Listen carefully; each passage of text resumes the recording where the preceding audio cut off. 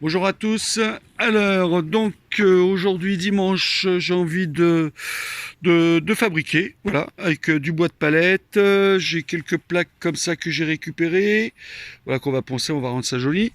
Et donc, ce fameux VMC, la fameuse VMC, un truc que j'ai récupéré aussi, avec donc l'intérieur de ce moteur, avec les fils électriques et tout ça, qui on pourra sûrement s'en servir par la suite.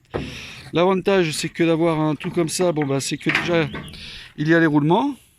Donc là, ça va être très intéressant pour fabriquer un moulin. J'avais fabriqué, ça doit faire au moins, ça doit avoir plus de 10 ans ce truc-là. Donc voilà, une espèce de petit moulin, vous voyez, qui est pas bien grand et tout ça, qui était fort sympathique. Mais nous allons réaliser quelque chose un peu plus merveilleux. Allez, on attaque. Bon, nous avons commencé à fabriquer les hélices, donc bien sûr avec du bois de palette, hein, on va essayer de faire un maximum en bois de palette. Il n'y a que le truc amovible du haut. Voilà, je vous l'expliquerai en temps voulu. Pour le dessus, enfin là où que ça va être, il va y avoir l'axe. Et là, ça va se mettre à tourner en fin de compte. Mais voilà, il faut que ça suive le sens du vent. Donc, c'est-à-dire pour que les palmes tournent à 100% quand il y a du vent. C'est-à-dire que le moulin, il faut qu'il suive le sens du vent. Voilà, ça je vous l'expliquerai par la suite. Bon, ben écoutez, bon, comme vous avez pu voir, hein, donc biseauter sur chaque côté, hein, pour avoir la palette qui arrive à peu près jusqu'ici. Hein, je ne sais pas si je vais prendre en grand. Voilà, ça va descendre comme ça à peu près. Voilà. Auquel qu'on peut laisser donc en grille, ce qu'on appelle grille bois donc à l'époque, hein, c'est-à-dire grille bois un peu comme sur ce moulin. Voilà, et il y avait une époque, ils mettaient des crochets, ils mettaient une voile pour que ça tourne beaucoup plus vite pour accélérer, pour accélérer quoi, le mouvement donc des palmes du moulin. Allez, on continue. Alors donc nous avons pris une épaisseur de 1 centimètre. Alors ce qu'il faut savoir c'est que si faut que comment dire que je vous explique pour l'histoire donc voilà du moulin avant hein, au niveau de ce qui tourne par rapport à ici le côté penché. Si vous avez 30 centimètres, il faut diviser par 3 pour la largeur. C'est-à-dire si quand là ça va être comme ici, vous voyez, voilà. C'est-à-dire que par rapport à la longueur, il faut que là, ça soit divisé par 3. En prenant, bien sûr, en comptant la largeur de votre palme. Hein. Bon, moi, j'ai triché un petit peu. Je vais prendre 18 centimètres qui va arriver à peu près là. Voilà, un petit peu plus, pour que ça y ait un peu plus, que ça prenne mieux au vent. Allez, ben, nous continuons. Bon, alors, nous en sommes ici. Voilà.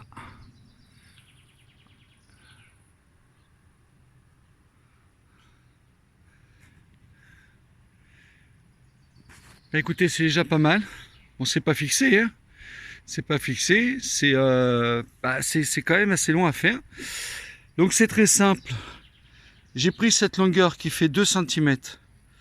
Vous voyez cette longueur là, de ces baguettes de 2 centimètres. Bon, effectivement, j'ai la machine pour. Hein. Et ensuite, pour faire les petites baguettes, et ben en fin de compte, ces grandes baguettes, je les ai séparées en deux, ce qui me faisait des baguettes d'1 centimètre. Voilà. Ensuite, bon, grâce à cette agrafeuse, hein, électrique, évidemment. Ça va beaucoup plus vite, surtout pour les petits bois. Maintenant, s'il y a du grand vent, effectivement, j'ai mis à chaque extrémité une vis cruciforme, tant qu'à faire inox, pour pas que ça rouille, car le bois, il sera traité et bien sûr protégé pour les intempéries. Puisque c'est du bois, faut pas l'oublier, à la base, c'est du bois de palette. Donc voilà. Faut savoir que le haut du cabanon, ça y est, ça a déjà été avancé. Alors le haut du cabanon, voilà. Alors ça c'est de l'aglo, on appelle ça de l'aglo marine. Alors bon qui tient, mais je vais l'habiller évidemment. Hein. Ça restera pas comme ça. Alors l'intérieur est très simple. Hein. Une fois dans l'aglo, j'ai mis donc c'est un morceau de tuyau en cuivre qui va permettre à l'hélice de tourner librement. Hein. Et donc voilà, suite avec ce genre de boulon. Voilà, juste avec ce genre de boulon Donc il faudra de temps en temps bien sûr mettre de la graisse. Alors je préconise pas du 3 en 1, hein, c'est pas la peine, c'est trop fluide. Faut y aller carrément avec de la fameuse graisse totale ou tout ce qui est agricole, hein, de la graisse très très épaisse. Donc voilà, donc à partir de là, voilà, donc tout sera fixé dessus. Voilà, donc et à partir de là, bon bah ça va tourner tout seul, hein. Bon, le système n'est pas tout à fait fini. Alors ça, effectivement, que ce que vous voyez, c'est le haut, c'est juste le haut, à l'endroit où sera fixé donc l'hélice. Mais ce qu'il faut savoir, c'est que ce morceau, bon, attention, il est loin d'être fini, mais ce morceau sera amovible, hein, il sera détaché du socle du moulin. Donc si on prend ce moulin, par exemple, vous voyez, je vous le refais voir. Il y en a qui le trouvent sympa parce que ça fait vieillot et tout, quoi. Bon, il est tout destroy. Bon, c'est très simple. Il est destroy parce que, bon, forcément, il n'a pas été entretenu, ni traité, quoi que ce soit. C'est du bois de palette, hein, aussi, qui est devenu gris. D'ailleurs, en vieillissant, ça devient joli aussi. Mais voilà, le système, pour quelle raison il manque une autre palme, pourquoi que tout est destroy? C'est très simple, parce que le vent pouvait, vous voyez, même à force, il a du jeu. C'est très simple, c'est parce que le vent qui vient du nord, qui vient du sud, de l'ouest, ou quoi n'importe, eh ben, il peut pas tourner, il peut pas suivre le vent. Donc, effectivement, ça bousille. Ça bousille, ça tape, ça prend du jeu, et puis voilà. Donc il faut à tout prix que cette partie haute soit amovible, ou alors carrément le moulin entier. Si c'est sur des bases de petits moulins, bon ben voilà quoi, c'est assez simple de le mettre à la base.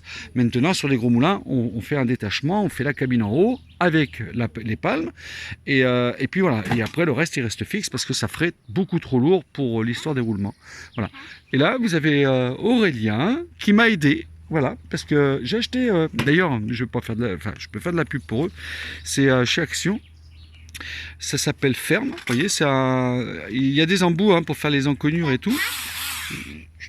Et puis donc de ce fait-là, alors Ferme, c'est une entreprise française, hein, qui fabrique des outils. Voilà, je l'ai payé 18,90 €. Vous pouvez trouver moins cher, mais bon, c'est Made in Taiwan. Là, c'est français, c'est garanti 2 ans et vous êtes tranquille. J'achète tous mes outils comme ça, Ferme et tout, et ça fonctionne très très bien. Voilà. Et puis bon, je fais fonctionner bien sûr les entreprises françaises. Voilà. Bon, bah écoutez, je vais continuer, mais pas ce soir parce que comme vous pouvez le voir. Voilà, le soleil est en train de baisser, les 7 heures du soir, j'ai transpiré, il fait très très chaud cet après-midi, donc je vais rattaquer donc demain après-midi, parce que demain matin je vais travailler donc dans l'immeuble en péril, ou restaurant en péril. Voilà, j'ai du boulot, puis j'ai des visites. Non, demain après-midi plutôt, donc ça je rattaque plutôt demain matin, excusez-moi. Allez, ciao ciao à tous. Bon, alors nous attaquons la suite, pardon, excusez-moi, au niveau du moulin à vent. Voilà, donc avec du plaquage, ceci sera le haut du moulin amovible. Nous allons faire actuellement la toiture. La toiture, bien sûr, tout le temps avec un appareil adéquat qui facilite les choses. Voici ma petite scie circulaire qui fonctionne très très bien. Vous imaginez, c'est quelque chose que j'avais acheté il y a 2 ans et je l'ai déballé, voilà, pour le moulin. Donc c'est vraiment nickel. Alors donc comment faire le toit? Voilà. Alors je me suis dit bon, on va pas couper du bois de palette parce que voilà, du bois de palette. En général, le bois de palette se présente comme ça. Alors c'est du bois de palette. Et quand vous voyez l'épaisseur, vous imaginez, vous avez pas un toit de cette épaisseur, c'est complètement, c'est beaucoup trop épais. Donc, grâce à notre fameuse machine, nous allons d'épaissir le bois. Nous allons faire des planches, mais plus fines, ce qui servira à faire le toit. Donc, j'hésite entre ces planches-là, qu'il faut bien sûr, attention, hein, bien, alors, ceux qui ont une scie circulaire, qui travaillent le bois comme le bois de palette, bien faire attention sur vos bois, hein, ne pas bien visionner, hein, n'allez pas trop vite, faut enlever les clous, évidemment, parce que sur la scie circulaire, ça risque de faire bizarre, donc ça, c'est ce que l'on voit à l'œil nu. Mais il y a des fois, quelques agrafes. Il y a quelques agrafes comme ici, et des fois on prend le bois, bon, on enlève les clous, clac, et puis on risque de se blesser. Donc bien visionner tous les bois de palette, de bien visionner, et surtout de bien enlever tout ce qui est ferraille autour. C'est un grand conseil que je vous donne, autrement vous allez à la perte. Alors voilà, donc je vais prendre les plus larges. Et donc, vu l'épaisseur de ce bois, je pense que là nous sommes donc sans mesure. Sans mesure, nous sommes à peu près à 2 centimètres. Nous allons faire des épaisseurs. Je pense que d'1 centimètre, cela suffira, en sachant que une scie circulaire, quand vous coupez, donc vous avez une perte de bois. Vous avez une perte de 2 millimètres. Voilà, de 2 millimètres de bois. Donc il faut bien mesurer l'entre-deux. Et ça, bon bah avec la scie circulaire comme celle que j'ai, vous avez les mesures déjà dessus, qui est tactique. Au niveau quand vous allez mettre votre planche, ici. Voilà. Bon là, forcément, là, il n'est pas réglé. Et vous avez vos mesurations, donc ici. Voilà, donc on attaque parce que c'est bien beau de la discussion, mais il faut peut-être travailler. Ah, le conseil que je vous donne, bien regarder aussi les nœuds. Bien regarder les nœuds quand vous faites du bois. Vous voyez par exemple, bon ça c'était la coupe pour les palmes hein, du moulin, celle que vous avez vue. Et donc bien faire attention, vous voyez, à ce style de nœud là. Parce que ça, c'est très très dur. Il y a des fois, faut faire attention quand on coupe. Faut y aller très doucement quand vous arrivez sur un nœud. C'est le grand conseil que je vous donne. Allez, on attaque. Bon, alors là, nous avons fait le soubassement du moulin à vent, comme vous pouvez le voir. Donc 80 cm de haut, 55 cm la plaque, celle-ci, 55. Ça, c'est le haut du moulin. Et le bas, donc sur le bas, nous sommes à Nous sommes donc à 76, d'accord? 76 carré, au carré, et 55 en haut. Alors, ce qu'il va y avoir au-dessus, c'est simple, hein, je vais vous faire voir. Attention, hein, le moulin, il n'est pas habillé encore. Ça va être ça, voilà. Ça va être ici. Et dessus, à cet endroit, comme je vous expliquais tout à l'heure, ça va être donc la petite maison qui va être fixée dessus. Vous voyez, nous avons préparé déjà donc le truc central avec les petits trous, 4 trous. Là, c'est OK, il va y avoir les palmes, hein, on le voit de l'intérieur, ici. Donc il faudra peut-être un support quand même parce que ça fait un peu de poids. Mais vous verrez par la suite. Donc maintenant, il va falloir habiller ce contour. Vous avez vu, c'est un petit peu donc en forme d'hexagone. Hexagone, pardon, excusez-moi, en forme de pyramide. Hein, c'est en forme de pyramide. Alors tout cet ensemble, bien sûr, celui-ci sera fixe. Hein. Le souci, c'est que j'aime les complications. Donc j'ai envie d'habiller. Alors là, c'est juste pour centrer hein, ce que j'ai fait. Bon, ça restera comme ça. Hein. Donc avec une fixation bien plus forte. Donc nous allons consolider un petit peu ici. Mais j'ai envie de faire un soufflet. Voilà, faire un support là, ici dans le milieu, faire un peu comme la charpente, mais bon, bien sûr, à notre niveau. Hein, donc voilà, on va pas faire des mortaises et tout, parce que je n'ai pas les outils pour. Donc voilà, allez, on continue. Bon voilà les amis, encore une journée de plus. Alors bon, c'est pas fixé, hein, le falot, il n'est pas fixé, que vous voyez là. Parce qu'il il faut d'abord fixer donc là où il y a le roulement, après le truc où il va y avoir les palmes qui vont se mettre dessus. Donc voilà où j'en suis. Donc ce n'est pas fini, hein, il reste encore quelques trucs à faire. Je vous fais voir. Voilà. Il y a le toit à faire aussi, hein, qui n'est pas fini.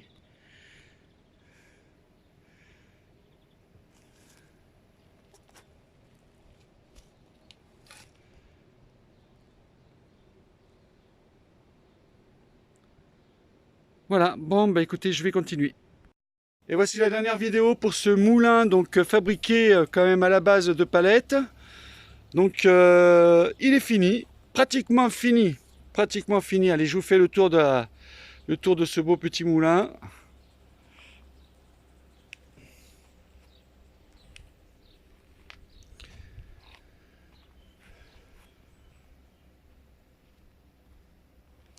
Il faut que je m'éloigne parce que bon, c'est vrai qu'il n'est pas tout petit. Hein.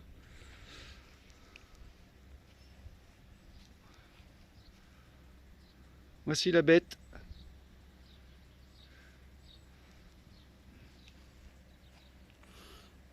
Il tourne déjà, en plus il y a juste une toute petite brise de vent, c'est tout, mais vraiment minuscule.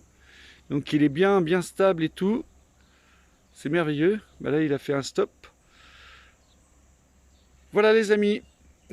Alors ce qui manque Vous avez vu comment je l'ai posé sur la plaque, il est plus en arrière que devant, ce qui est normal puisqu'il y aura de la déco. Donc petite promenade dans les bois et tout ça pour trouver des mousses sèches, pour faire des arbres, des haies et tout ça. Donc voilà, vous voyez, là il y a encore une petite brise, il se met à tourner dans l'autre sens. Il y aura une belle photo une fois qu'il sera mis en place, une belle photo dans le paysage. Allez, ciao ciao les amis et merci pour les vues et les j'aime surtout. N'hésitez pas et abonnez-vous à ma chaîne, il y aura d'autres objets. Comme vous voyez dans le fond, il y a, je crois qu'il y a plus de 2 ans, hein, c'était le cabanon tout en palette. Il y a eu la réserve d'eau là qu'on voit pas, qui est cachée là-bas au coin, qui fonctionne toujours, hein, j'arrose mon jardin avec. Troisième élément cette année, donc ce moulin à vent, voilà, hein, ce super moulin à vent, et ce n'est pas fini, il y aura d'autres projets encore même cette année. Hein. Cette année il y aura d'autres projets. Donc voilà, et toujours bien sûr dans l'immeuble en péril, toujours en travaux, mais beaucoup trop chaud pour faire du ciment et tout. Allez, ciao ciao. Voilà les amis, donc le moulin est fini. Il reste encore quelques petites choses à faire, je vous le cache pas. Allez, on se rapproche. Il y aura une photo à la fin hein, du moulin.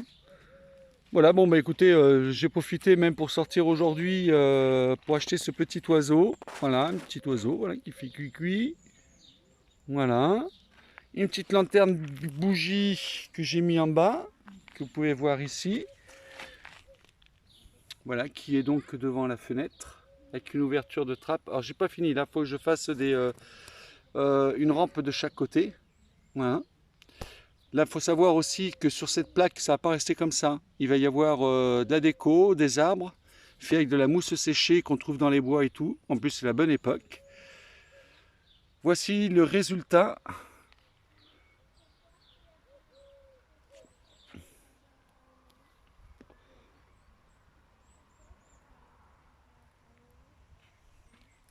Et la petite touche finale. Donc là, effectivement, il n'y a pas de vent, très très peu. Des fois, il y a une petite brise, alors ça fait tourner les palmes, comme vous avez vu tout à l'heure. C'est que ça tourne, parce que ça suit le vent, quoi. Voilà, c'est sur roulement, comme je vous avais fait voir tout à fait au début.